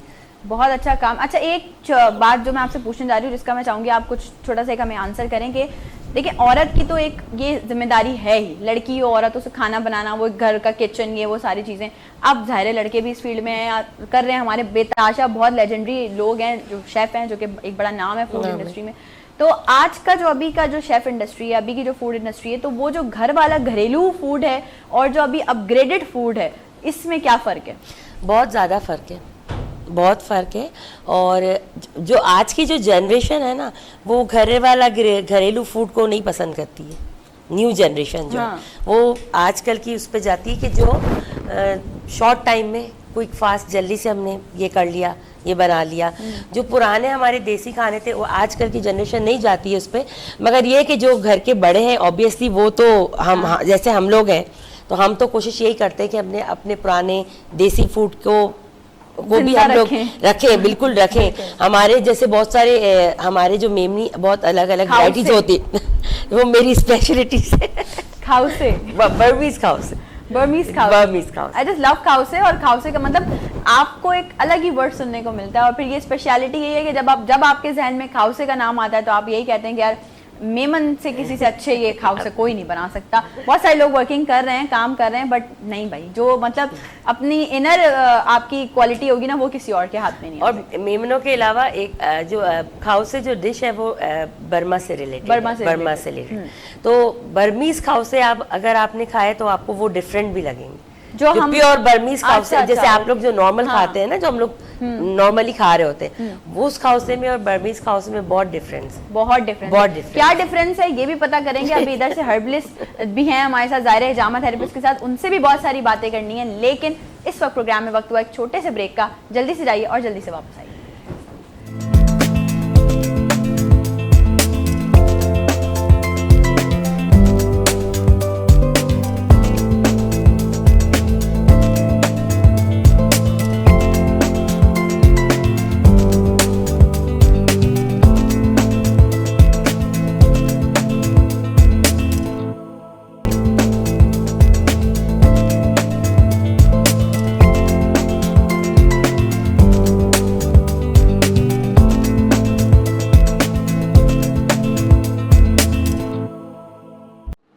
Once again welcome back. एक बार फिर से आप तमाम लोगों को खुशामदीद कहती हूँ नई सुबह में। शो हमारा जारी और सारी है, डिफरेंट टॉपिक्स पे आज हम बात कर रहे हैं। अच्छा, जब मुनीज़ा की तरफ आते हैं तो जैसा मैंने आपको बताया था कि ये हिजामा थेरेपिस्ट भी हैं और साथ ही साथ हर्बलिस्ट भी हैं। मैं चाहूँगी कि ज़रा ये डिफ़ाइन करें कि कुछ लोगों को ना बहुत कॉमन मिसकंसेप्शंस होते हैं अबाउट हर्बल मेडिसिन, तो हम चाह रहे हैं कि वो थोड़ा सा आप क्लियर करें सबको।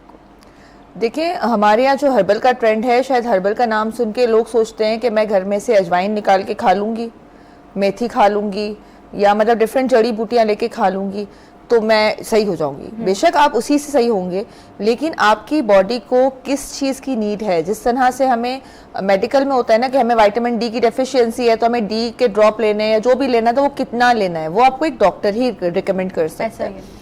इसी तरह हर्बलिस्ट आपको रिकमेंड करता है कि आपको अगर कोई चीज़ लेनी है तो किस मिकदार में लेनी है, उसको किस फॉर्म में लेना है। पुदीना जैसे फॉर एग्जांपल हम लेते हैं, पुदीना की तासीर ठंडी भी है और गर्म भी है। वो गर्म किस सूरत है और ठंडी किस सूरत है वो आपको एक हर्बलिस्ट ही बता सकता है, एक न्यूट्रिशन ही बता सकता है। अब जैसे अजवाइन है, लोग खा लेते हैं, मुझे गर्म लग गई, मुझे ठंडी लग गई, वो किस वक्त लेनी है, कितनी मिकदार में लेनी है, प्रॉपरली उसको क्या करना है, वो आपको एक उसका प्रोफेशन है, वही आपको रिकमेंड कर सकता है। इसी तरह हमारे पास डिफरेंट हर्बल चीज़ें हैं जिसमें हमारा ब्यूटी पे भी हमारा काम है।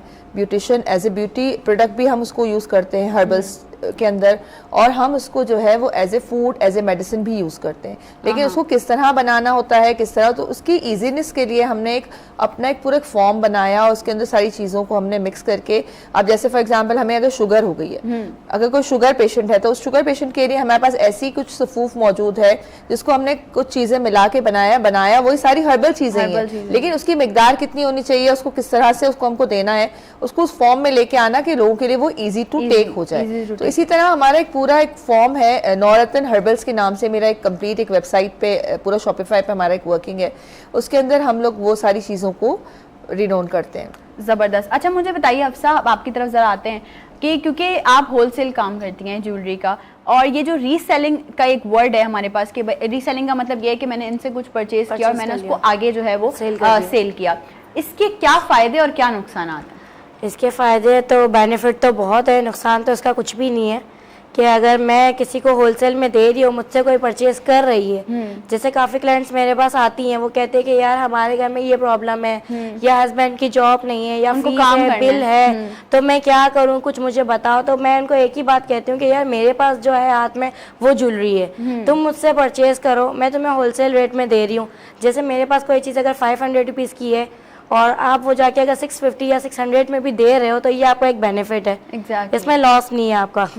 ये कि अगर आपको आगे आप उतने में नहीं सेल कर पा रहे, आपके पास क्लाइंट नहीं है आगे, तो मैं कहती हूँ आप 50 to 100 रुपीज़ रख के आप दे दो, तो ये भी इसमें प्रॉफिट, इसमें लॉस नहीं है। लॉस कहीं सेलिंग करने का यही होता है कि आपने मुझसे लिया, उसको दिया, आपने सेल कर दिया, तो आपकी भी एक चेन बन जाएगी। इसी तरीके से अभी बिल्स के प्रॉब्लम्स है सारी, काफ़ी औरतें यही कहती है कि यार अभी एक हाथ जो है ना जेंट्स का, हमारे हस्बैंड का काम जो है ना वो इतना नहीं है, अभी लॉकडाउन के बाद आपने देखा होगा कि इतना जो है वो हर चीज़ का काम कम हो गया है। तो अभी जितनी भी मेरे पास तो बंगलोज वाली भी जितनी क्लाइंट्स है ना, वो भी ये कहती है यार कुछ करना है, मतलब सबके अंदर ये हो गया है कि अब हमें कुछ करना है ताकि हमारा हाथ खुला रहे। तो ज़्यादातर रीसेलिंग की तरफ से सब जाती हैं। और अभी मैं लाइव सेशन भी जो करती हूँ अपने पेज से, अफसरानी के नाम से, तो वहाँ पे मैं भी यही कहती हूँ कि कोई क्लाइंट ऐसा हो जो मुझे बोले कि मैंने पहननी है ये ज्वेलरी। हर किसी ने परचेज़ की है, फिर वो कहती है मैंने आगे बेचनी है, फिर वो कहती है उसने भी मुझसे ले लिया, अब हमें और कम रेट में दो। मतलब सबकी एक ही चेन चल रही है कि हमें बहुत अच्छी बात है कि आपके थ्रू या आपके प्लेटफॉर्म, कहने का मकसद है कि आजकल के माशी हालत इतने ऐसे हो गए कि हर कोई कह रहा है कि हमें एक काम करना है और हमें रिसेलिंग करनी है। तो आजकल ऑनलाइन में रिसेलिंग की चेन तो बहुत लंबी हो गई है, और इसका लॉस अगर होता तो ये ऑनलाइन इतना वर्क आगे नहीं होता। बेनिफिट ही हो रहा है जब भी तो लोग काम कर रहे हैं, क्या बात, छोटे से छोटे भी और बड़े से बड़े भी। जबरदस्त। अच्छा, बहुत सारी बातें हो गई हमारे शो में, अब ऑडियंस तो जानती है लेकिन गेस्ट नहीं जानते, वो तो गेस्ट को हम बताते चले आप लोगों को कि बहुत हमने फायदे की भी बातें की, हमने आप लोगों की जर्नी भी पूछी। अब हम चाह रहे हैं थोड़ा हम एंडिंग के मराहिल में थोड़ा सा दाखिल होने वाले हैं, तो थोड़ा सा लाइटर नोट पे अपने शो को जो है वो लेकर जाएं, और एक छोटा सा गेम है जो आप सबके साथ मुझे प्ले करना है। पहले तो मैं अपनी जिम्मेदारी निभाती हूँ, आप तमाम लोगों को जो है वो देती हूँ आप लोगों के प्रॉप्स, कि आप लोगों ने बेसिकली और एक्चुअली करना क्या है वो मैं आप लोगों को बताऊंगी प्रॉप्स देने के बाद। ये भाई आपका है, प्लीज शारिक सर। मैं आपसे करूंगी कुछ सवालात और आप लोगों ने उन सवालों का जवाब सिर्फ यस या नो में देना है, इसके अलावा कुछ नहीं। और कुछ दिल में थोड़ा ट्विस्ट थोड़ा सा ये है, तो एक ही सवाल करूंगी, ठीक है, और उस एक ही सवाल का चारों ने जवाब देना है, या तो यस या फिर नो। ट्विस्ट थोड़ा सा ये है कि जहां मुझे लगेगा कि एक्सप्लेनेशन चाहिए वहां मैं एक्सप्लेनेशन मांगूंगी ठीक है ना, वो किसी से भी हो सकता है, सही है। तो लेट्स स्टार्ट, हाँ कि ना। तो अब आप लोगों के सामने मैं प्रेजेंट करने वाली हूँ अपना पहला सवाल। ओके, क्या आपने कभी रात को बिस्तर पर लेटे लेटे अपने मुस्तकबिल की प्लानिंग की है? No, yes, yes yes. Sir no को थोड़ा सा एक वर्ड में जस्टिफाई करें, क्यों? वो प्लानिंग इसलिए नहीं की, प्लानिंग तो करने वाला ऊपर वाला है, ठीक है, तो प्लानिंग का कोई फ़ायदा नहीं होता आपको, आपके अगले लम्हे का नहीं पता। हाँ, प्लानिंग तो उसको नहीं कहेंगे कि कल क्या करना है, वो आपको आपका स्केड्यूल पता होता है कि कल आपने क्या करना है। हाँ। प्लानिंग तो हम सब फ्यूचर प्लानिंग नहीं, फ्यूचर प्लानिंग कभी करने की जरूरत नहीं पड़ी, तो सबसे बड़ा रीज़न यही है। क्या आप लोग कभी किसी बात को भूल गए और फिर खुद ही आपको याद आ गई? यस, काफी टाइम। चलो ठीक है, इस पे एक्सप्लेनेशन नहीं, क्योंकि चारों आंसर सेम है, सही है। ओके यार, बहुत और सवाल है लेकिन मैं करने, क्या आप लोगों को लगता है कि बिल्लियां कभी दुनिया पे हुकूमत कर सकती हैं? अच्छा, ये यस क्यों आया है हफ्सा? ये यस इसलिए आया है कि हमारी जो एक खिड़की विंडो है उस पर एक बिल्ली ने दे दिया है धरना, वो जाने का नाम नहीं ले रही है। यहाँ तक कि मैंने उसके ऊपर पानी फेंक दिया है गरम नहीं, कोल्ड। नहीं ऐसा देखिए, मैं इतना- आपको एक बात बताऊं, ये वो मेरे घर से हटने को तैयार ही ये नहीं। आप एक पेट लवर के सामने नहीं बोल सकती, जिनके घर में ऑलरेडी इसीलिए यस है। हाँ जी। जब पार्सल बनाऊंगी बैठी होंगी उस रूम में, नहीं नहीं, और मैं window आपको खुली एक होगी। ट्रिक देती हूँ, मैं आपको एक टिप देती हूँ, ऐसे बोली हूँ, मैं बहुत एक्सपर्ट हूँ। मैं आपको एक टिप देती हूँ, एक ट्रिक देती हूँ, आप थोड़ा सा जाके प्यार से बात करने की कोशिश करें। बहुत कोशिश करी, वो समझ सुनती है जाएगी। माँ माँ। अच्छा अरे जी। मैं कहती हूँ तो सामने से माँ माँ, अरे जा जा। नहीं वो भाई तो ऐसे डरना नहीं, देती मैं है। आपको बता रही हूँ, हो सकता है वो आपके लिए बहुत फायदेमंद साबित हो, हाँ, ठीक है ना, हो ये हम इस पे हम एक बड़ा शो कर काफी सकते लोग हैं। ये कहते हैं। ऐसा ही है। सर आपसे तो ये सवाल वैसे पता नहीं मैं करूँ नहीं करूँ, लेकिन कर लेते हैं रैंडमली, चाय में कभी नमक डाला है? नो। यस, बहुत मजे की चाय बनती नमक से। है जी। नमक वाली चाय, इट्स वेरी गुड। नमक चाय का। नो नो नो, नॉर्मल नमक। अच्छा, क्या आप लोगों ने कभी ख्वाब में पिज्जा ऑर्डर किया है? मतलब कभी ऐसा कोई ख्वाब देखा हो पिज्जा ऑर्डर करने? मेरी बेटी ने नहीं भाई, सबने खाया, लाइव भी खाया होगा। होश में भी इतना नहीं किया। खाया कि होश में भी नहीं। अच्छा चलें, ओके। क्या आपने कभी बचपन में चोरी छुपे फ्रिज से आइसक्रीम या कुछ ऐसा निकाल के खाया है? अपने फ्रिज से। हाँ हाँ, नहीं किसी और की भी खाया तो हम वो भी बात कर सकते हैं। No, yes, no. जी जी मैरिन, यस। कब हुआ ये हादसा? बचपन से लेकर अभी तक फ्रिज से निकाल के आइसक्रीम खाती हैं आप? मीठे की मैं बड़ी शौकीन हूँ, तो मैं बच्चे मेरे छुपा के रखते हैं मगर मैं खा लेती हूँ निकाल के, चोरी छुपे। चोरी छुपे आइसक्रीम खा लेते। एक सवाल जो कि अब अवामी सवाल है, वो मैं हर गेस्ट से करती हूँ, वो ये सवाल है कि क्या कभी बचपन में किसी के घर की बेल बजा के भागे हैं? बहुत। चारों भाई देखिए हम चारों गेस्ट हमारे जो है वो बचपन में बेल बजा के भागे। मदरसे से आते वक्त बहुत बजाइए। और अच्छा काम करके आ रहे हैं और लोगों को तंग कर रहे हैं। केरियां अच्छा। तोड़नी होती थी ना झाड़ में से। ओके, क्या आप लोगों को लगता है कि चॉकलेट आपकी रोज की जिंदगी में शामिल होनी चाहिए? नो। व्हाई? क्योंकि बहुत ब्रेन फास्ट करती है आपको। चॉकलेट, चॉकलेट खाने से आपका दिमाग बहुत तेज होता है। डार्क Stress चॉकलेट कम या होता है। अपनी जो नॉर्मल चॉकलेट। ओके, दिमाग तेज होता है आप लोगों का। ओके। क्या आपने कभी गलती से किसी और के लिए खाने की प्लेट आई और आपने खा लिया उसमें से खाना? जी अफसा, यस। मेरी भाभी का कर दिया था मैंने। आप बताइए। मैं तो काफ़ी दफ़ा कर लेती हूँ। मैं तो न्यू हाँ, भाभी आई काफी थी, दफा। उनके लिए प्लेट्स जो है वो आगे अम्मी ने रखी थी, मैं समझी मैं भी आई हूँ उस दावत में, कहीं उसके लिए थी, तुम्हारे लिए थोड़ी थी तो तुम उठा के खा गई। क्या आपको कभी ऐसा लगा है कि आपने कोई फ्रूट देखा और आपको लगा हो कि ये वेजिटेबल है, मतलब फल को सब्जी समझ लिया आप लोग? नो। वैसे मैं आपसे एक्सपेक्ट कर रही थी शायद यस आ जाता, क्योंकि आप बता रही थी कि बर्मा में आपने डिफरेंट डिफरेंट देखा, मुझे लगा शायद यस। नहीं यार, इतनी तो अकल है। मैंने कहा कभी हो जाता है इंसान बोले यार कोई वेजिटेबल लग रही है, वो बाद में पता चले कि नहीं this is actually a fruit. अच्छा ठीक है। क्या ऐसा हुआ है कि कभी दोस्तों के बीच में बैठे हों, खाने पे बैठे हों, और जब बिल देने की बारी आई और दोस्तों ने आपका नाम लिया हो और आपके पास पैसे ना हो? कार्ड में तो है। ऑलवेज। अच्छा ये मैरिन, यस प्लीज, क्यों, कब हुआ ये, कैसे, क्या थी बात? कुछ टाइम पहले की बात है, और जो हमारा कोई प्लान नहीं था कि हम डिनर करेंगे और जो भी कुछ है, तो हम बैठे हुए थे तो ऐसे ही ऑर्डर भी कर दिया, तो खा भी लिया। अब मेरी फ्रेंड समझ रही है कि मैं पे करूँगी, वो सब मैं समझ रही हूँ वो पे करेगी। ओके। जब बिल आया तो उसने मेरी तरफ खिसकाया, तो मैंने उसकी तरफ खिसकाया। क्या बात, फिर किसने पे किया आखिर? दोस्त ने किया, मेरी फ्रेंड ने किया। हाँ, मेरी फ्रेंड ने किया। बाद में फिर उसने बोला कुछ कि थोड़ा आधा नहीं, आधा नहीं, कर नहीं, लेते? हमारी फ्रेंड्स में ऐसा कुछ ऐसा नहीं। अच्छी हम जो बात, अच्छी इतने जो बिल्कुल हम लोग जो बिल्कुल क्लोज फ्रेंड हैं, उनमें ऐसा बिल्कुल भी नहीं। ठीक है, लास्ट सवाल, क्या आप लोग जिन भूत पे भरोसा करते हैं?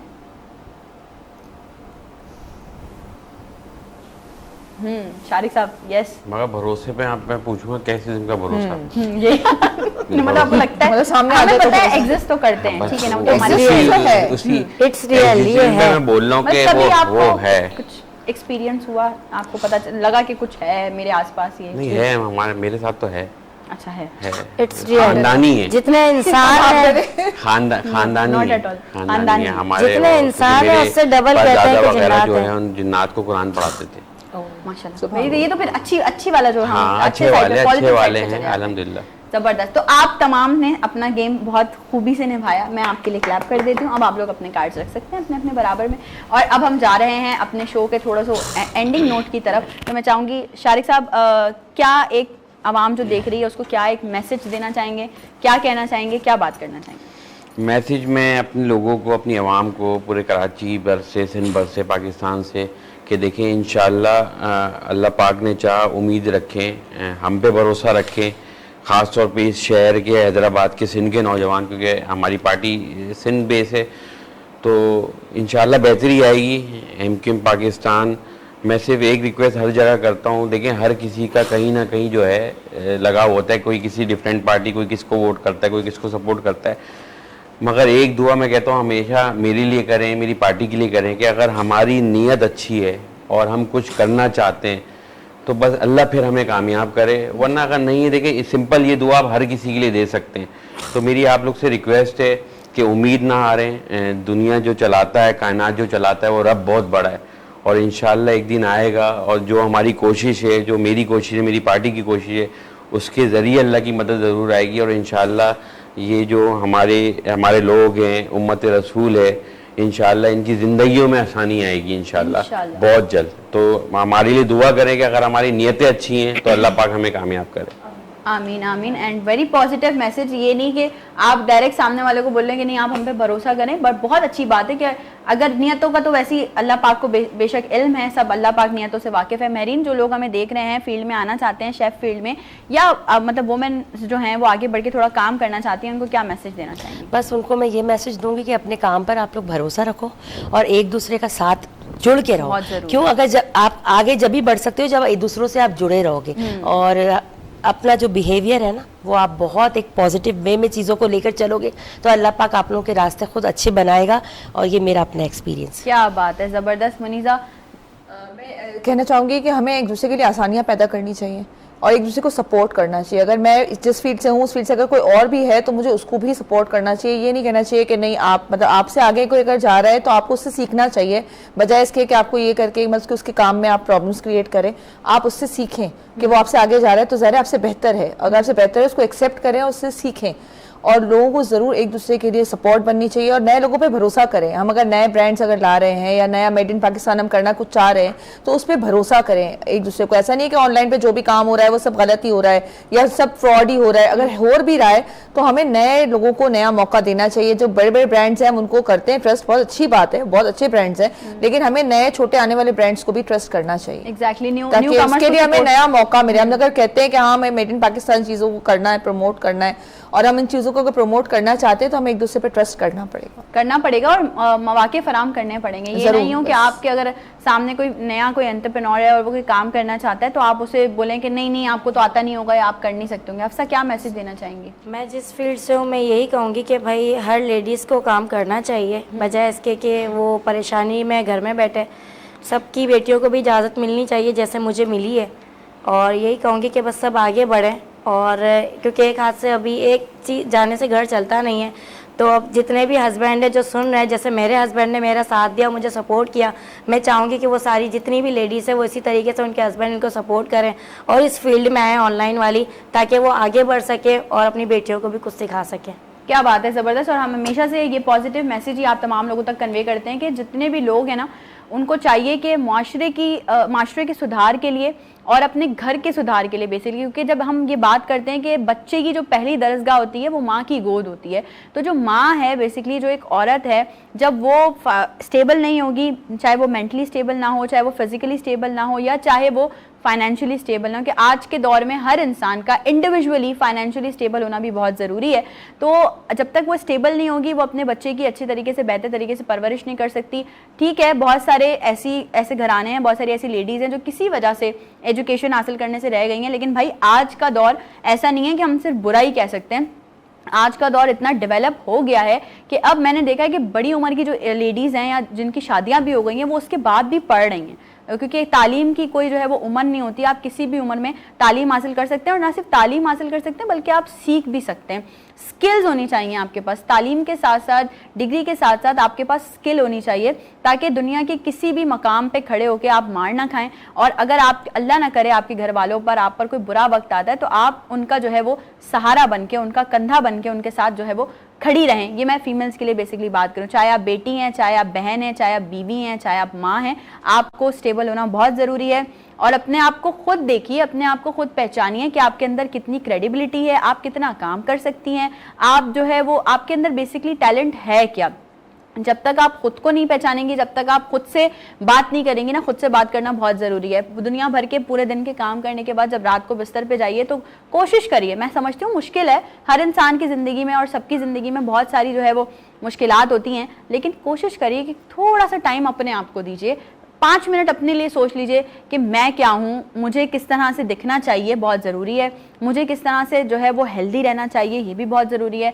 मुझे किस तरह से जो है वो एजुकेटेड रहना चाहिए, मैं आजकल के लोगों के साथ कदम से कदम मिलाकर कैसे चल सकती हूँ, ये बहुत ज़रूरी है। और ये आपने खुद ही सोचना है, अपने अंदर बदलाव खुद ही लाना है। और बहैसियत कौम हम सबको ये याद रखना चाहिए कि खुदा उस कौम की हालत उस वक्त तक नहीं बदलता न हो जिसको ख्याल आप अपनी हालत के बदलने का। तो ये जो हम बात करते हैं कि आप लोग कचरा फेंकते हैं, आप लोग जो है वो बहुत सारे इस तरह के काम कर रहे होते हैं जो कि ना कराची नहीं बल्कि पूरे मुल्क के लिए जो है वो फ़ायदेमंद नहीं है। खुदारा इन चीज़ों से अपने आप को थोड़ा सा स्टेप बैक कीजिए। आज आप फेंक रहे हैं कचरा, आज आप कर रहे हैं कोई गलत काम, आज आप नमूदो नुमाइश कर रहे हैं, कल को आपकी आने वाली जनरेशन भी यही करेगी, क्योंकि वो जो आपको देख रही है वो यही करेगी। लेकिन आज के दौर में वो देख के बहुत खुशी होती है कि कुछ बच्चे, कुछ यूथ हमारी ऐसी भी है जो अपने घर वालों को भी सिखा रहे होते हैं, जिनको अब नॉलेज आ गई है, उनको पता चल गया है कि नहीं, अगर हमारे घर वाले एक पुराने दौर से ये काम करते हुए आ रहे हैं तो ये गलत है। मैं हमेशा जिक्र करती हूँ, जब हम कुर्बानी करते हैं, कुर्बानी का जानवर लाते हैं, तो हम अपने बच्चों के जहन में ये बात खुद डालते हैं कि नहीं, आप हमारे पड़ोसी ने अगर इतने का जानवर परचेज किया तो हम इससे ज़्यादा का करेंगे। नहीं, आप ये कुर्बानी नहीं हुई, ये नुमाइश हुई है। अगर आपने अपने बच्चे के जहन में डाला कि आपकी फूफी ऐसी हैं, आपके चाचा ऐसे हैं, आपकी दादी ऐसी हैं, आपके दादा ऐसे हैं, तो आप अपने बच्चे का माइंड में खुद कर रहे हैं। इसलिए इस माशरे में एजुकेटेड होना, इस माशरे में अपने बच्चों को जो है वो बेहतर राह दिखाने से पहले आपको कोशिश करनी चाहिए कि आप खुद बेहतर राह पे चलें। पेरेंटिंग बहुत ज़रूरी है, पेरेंटिंग ज़िंदगी का हिस्सा बनाएं, कोशिश करें नई नई चीज़ें सीखें। हमारा प्रोग्राम तो आप लोगों के सामने ही है, और जितना भी यंग टैलेंट हमें देख रहा है और जितने भी लोग ऐसे हमें देख रहे हैं जो कि हिस्सा बनना चाहते हैं नई सुबह का, वो हमसे कांटेक्ट कर सकते हैं, हमें बता सकते हैं, नई सुबह का हिस्सा बन सकते हैं। क्योंकि वीनस एंटरटेनमेंट ने हमेशा से कोशिश की है कि किसी भी बैरियर को ख़त्म करते हुए, किसी भी कम्युनिटी से आपका ताल्लुक है, किसी भी ज़ुबान से आपका ताल्लुक है, किसी भी फ़िरके से आपका ताल्लुक है, आप अगर आपके अंदर टैलेंट है, आप पाकिस्तान की तामीर और तरक्की में अपना मुस्बत किरदार अदा कर सकते हैं, काम कर सकते हैं, तो आप आइए और वीनस एंटरटेनमेंट के साथ जुड़ जाइए और हमारी टीम का हिस्सा बनिए और नई सुबह में अपनी जो है वो मौजूदगी का एहसास दिलाइए। आप चारों का बेहद शुक्रिया कि आप लोगों ने हमें अपना कीमती वक्त दिया। आप तमाम लोगों का बेहद शुक्रिया कि आप लोग डेली इस तरह से जो है वो हमारे साथ रहते हैं। कल मेरी आपसे होने वाली है फिर मुलाकात सुबह 10 से 12 सेम टाइमिंग्स पे, कुछ और नए गेस्ट के साथ, कुछ और नई पर्सनैलिटीज़ के साथ। कल का शो भी बहुत मज़ेदार होने वाला है, आप तमाम लोगों को इंतजार रहता है शो का। आप लोग इतना प्यार निछावर करते हैं, बेहद शुक्रिया। ज़िंदगी रही इंशाल्लाह, कल होगी आपसे फिर से मुलाकात। अपना, अपने घर वालों का, अपने प्यारों का बहुत ख्याल रखिएगा। आज के लिए मुझे और मेरी टीम को दीजिए इजाज़त। अल्लाह हाफ़िज़।